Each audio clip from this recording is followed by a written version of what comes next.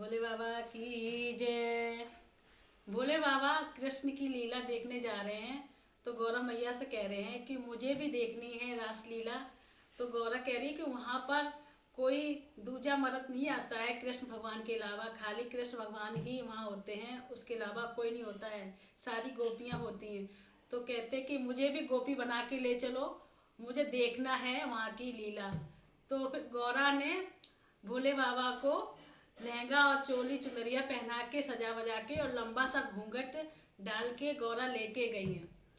पर उनकी चाल, उन्होंने कहा धीरे चलना और घूंघट मत खोलना।